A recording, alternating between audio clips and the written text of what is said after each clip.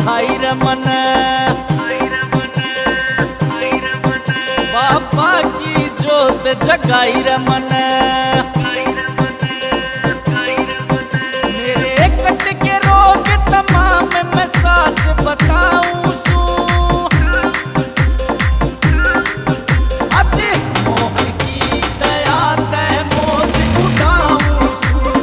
हाय आज मोहन की दया ते मौज उड़ाऊं सू।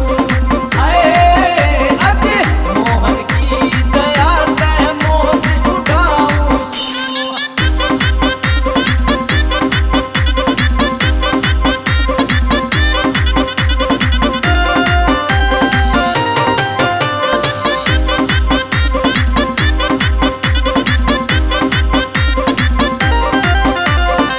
दुख संकट ने घेर लिया था, दुख पारी थी काया, सारा खेल बिगड़ गया था मेरा अब बड़ा बनाया। हे रे रे रे रे, सारा खेल बिगड़ गया था मेरा अब बड़ा बनाया। जो बीती मेरी खेल वो आज गिनाऊं सू, आज मोहन की दया ते मौज उड़ाऊं सू। हाय आज मोहन की दया ते मौज उड़ाऊं सू। हाय आज मोहन की दया ते मौज उड़ाऊं सू।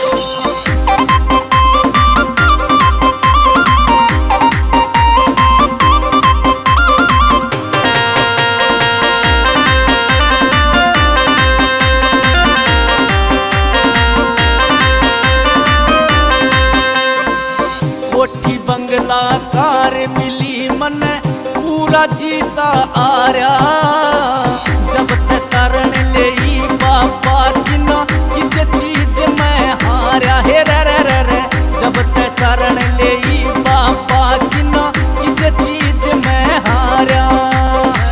खोड़ी के महाराज का शुक्र मनाऊं सू, आज मोहन की दया ते मौज उड़ाऊं सू। हाय आज मोहन की दया ते मौज उड़ाऊं सू। हाय आज मोहन की दया ते मौज उड़ाऊं सू।